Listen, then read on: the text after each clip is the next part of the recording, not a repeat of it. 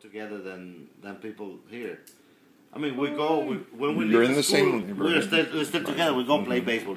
Right. Something may arise there. Oh, you're a bad player. Come on, Right. and that comes to school the next day. You know, we're never going to play with you again. You never play. Right. And, would you have So everybody, and then what they do is they put one student is put right here on this in the corner, and the other one is in the diagonal corner of the class. And they have to sit, and they have to stand for the whole 45 minutes. Not taking notes. Not taking notes. They stand and they look. They have to look at each other like dogs about to fight, but they can't move. They can't move. So they're facing each other, but their eyes are looking away. I'm sure, exactly. Because that asshole over there. And so you would still have some. You don't want to be in that corner. Yeah, don't fight. You that whole exercise is for those students. It's not the group. Education is directly based on consequences to your acts. Okay. In all levels of teaching, you do this. This is what happens. Okay. And I firmly believe that is good. True. Now, for those 45 minutes, you would expect the teacher to do his normal lesson. Yes. And the rest of the students to perform that. Those two students will be listening, but they won't be participating. They'll be listening. Because they have to be quiet. They'll be listening. There is a distraction component. Mm-hmm. A less skillful teacher might not be able to... Might lose the reins of the class. Right. Because the kids might be packing. You think of Cuban schools, you have to think of Boca Prep. No, the other one, the West Palm Beach one. Oxford, yeah. Yeah. Mm-hmm. You have to think of that level of respect for the teachers. It's like oh man, I can't believe I did this to my teacher. Oh yeah, there's this thing because you see that teacher is gonna go to your house after class, and he's gonna tell your dad. This is what happened today. When you come home, you have ashamed your father in front of the teacher, because the teacher will come and say, your son misbehaved today and he fought in class. I am, because of the relationship that he might have and the record of that student, the teacher might come and say, I will not recommend to write on his file, but this time, mm-hmm. because he has always been a good student, and I know that this thing happened out of the burst of a moment, mm-hmm. but I want you to know about this, Father. I want you to know that this happened today. Mm-hmm. Interesting. In that moment, correctiva. Correctivo. Correctivo. In that moment, your father feels like nothing, because someone has come into his own house, under his roof, and has corrected his attention towards his own child. Here's something you forgot to teach him. And you're coming from school, and you know you don't want to get home. You're actually willing the minutes to go, and the night to come, and the stars to come, and be time to sleep. Because when you get home, you're going to have a weapon. Oh my God. Your father will whip your ass, for sure. Oh my God. I mean, in my case, and he did it only 2 times in my life, he would say, just come here. Take his belt off, mm-hmm. make it double. All right. Whack. He'd give you a couple of them. 2, huh? But it was daddy, and he was strong, and it hurt. Oh, wow. Never again. Using consequences. Everything has a consequence, Everything not just, I'm going to put you on suspension. It has an immediate consequence. Mm-hmm. Oh, right. One thing that we don't do is we don't suspend students for like a week or 3 days. What's the point?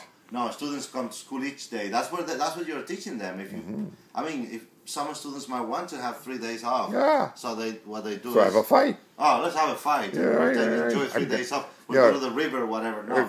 You know that there's a basketball camp or something. Yeah, at least the time I went to school.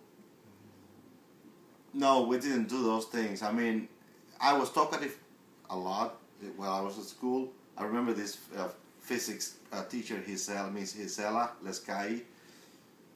Man, she one day said, I'm going to have to talk to your father. Brother. Oh, that was like the worst threat? But I mean, is that it? Or she might use it, just as a sort of weapon, like, let's see if this will fix it. Let's see, yeah, and you suddenly go very, quiet. You say, I don't want my father to. And my father is a school principal. What are they going to say? So you have all that in mind. But it's because there's a repercussion for everything you do.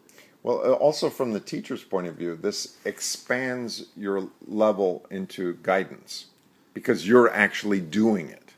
And it has always worked in at least the 20 years I went to school in Cuba. It always worked. There was a lot of respect for teachers. Even in the streets, when you saw your teacher, you were supposed to go say hello. You know, you had to. Oh, you actually walked up to your teacher. You have to do that. You have to. You have to.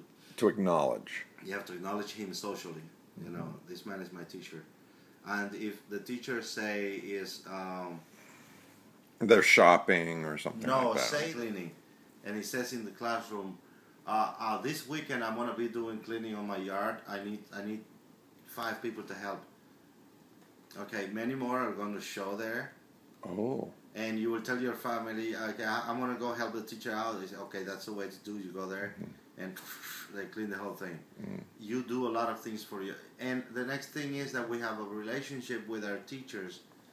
These might be or might not be dangerous, or might be better or not be better, but it's a whole different cultural code, where we become very close to our teachers, like a family. You'll tell something to your teacher you might not tell your father. Yes. Right. You might. I'm really scared to tell my father this. What should I do? Exactly. Right. Or so you might say, you know, I've always... Oh, because my father, he's always working. Because he's busy, or because can you tell, and they say, okay, I'm going to go talk to you, and he's talking to your family and say, okay, I'm taking you to a ball game. That's the first time I went to a ball game. I was taken by my teacher. I'll never forget his name. I was 9 years old. What's the name of this guy? Avernego Sanloy. It's a rare name. Yeah. Avernego. It's the only person I've known to have that name. Sanloy was his last name. Abernego. And like Abernego. So the idea is that the teacher isn't doing this behind the back. He's just more accessible. He either calls or goes to your home and says, I will take the kids to a ballpark this Saturday. I'm picking what they call the survival thing. What's the survival the thing? Sobrevivencia. It's the teachers would, at least twice a year, they would take their whole classroom, our students, they take them to the countryside. They have tents, or maybe there is already a barrack built in the place, and he would stay with them from Friday afternoon till Sunday night. Liability. I don't know, liability, whatever, what's going to happen. Oh my God! Right. No, he takes all of them, and they all go there, and they have to cook together on a firework. Right. So that he teach them a little bit of nature, and to be away from their family, and to be. It's a mini Becca. Yeah, exactly. It's a mini Becca, and to be able to sleep by nature. So this might be at age 8 or 9. It may start by exactly 8. Yes. The role of the teacher is a bit more expanded. It is very much. It sounds very much like Litke, because you're visiting every child's home in Litke's world. Oh, by the way, I do not remember the case ever of a teacher, any individual of any subject, not knowing or having met all parents from their kids. I mean, all of them. And not necessarily the parents coming to the school. This is the teacher going to the house. Visit them. Well, actually, they have to do parents' visits. They have to go to their homes, see how the kid live, see what the situation is in the house. It's a process in which you are very, very responsible for this kid. You have to know who the parents are, where they work, what they do, what their lifestyle, what type of a house they live in, what are the conditions in there, what other people live in the house, what are the influences there. You take this life like it was. One of the criticisms that Litke schools get is that the teachers are really overworked. Now, compared to a Cuban, it's the same level. Same level. I don't see how that It's part of the job. It's part of the job. It Yes, makes they the do- teaching easier. Yes, they do work, but they get 10 weeks of vacation a year. So you're spending an hour every day Yeah. out in the field. Yeah, you'll take it later, and the next thing is that also with time, Mm-hmm. parents make that very easy because parents worry very much about what's going on at school, so they normally come to school often. Okay, they come to school. No, They come to let's school go the often. other way. They know that the teacher needs to meet with them. Oh, but Is the there a teacher- time that when they come to the teacher house? will always come to your house at least once every year. Teacher will go there, will see what's going on. Sometimes it will be more. Will it be in an afternoon? Will it be weekday? Will it be weekend? It can be weekends. It can be weekdays in the afternoons. I remember one of my teachers, Jose Paso, house. Oh, because there was a neighborhood, so you could go by bicycle very Yes, close. Very close. Jose who? Jose Paso. Paso. Pazo. Oh. And so was that a was math his teacher. system. That was his It system. was a system. He would bike to every house. And this might be on a weekend. On a weekend or so, he would spend a Saturday visiting families. He's going to have lunch in one of the houses where he passes by. Maybe the family is playing Dominos in the patio and he's going to be welcomed in to play.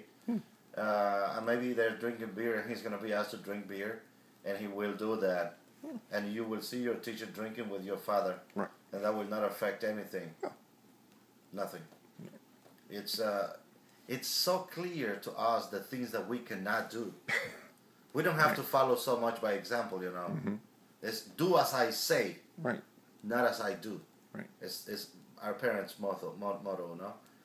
So, And it wouldn't even get into your verbal Facebook, like, oh, I saw my teacher coming to our house and they had Oh, no, beer. it's- No, it's like the teacher came to my house and you came visited. home, that's it. Yeah, You know, that's it's